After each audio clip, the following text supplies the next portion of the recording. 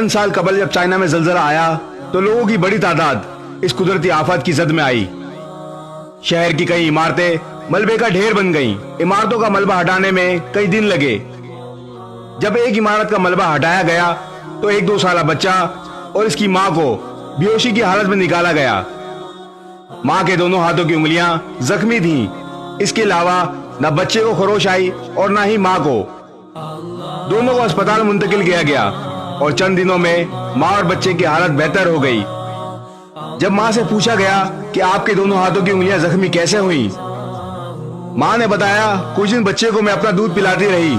जब दूध ना रहा तो मैंने अपनी उंगली बच्चे के मुंह में दे दी, लेकिन बच्चा भूख की वजह से चुप ना हुआ और मुझसे इसका रोना बर्दाश्त ना हुआ।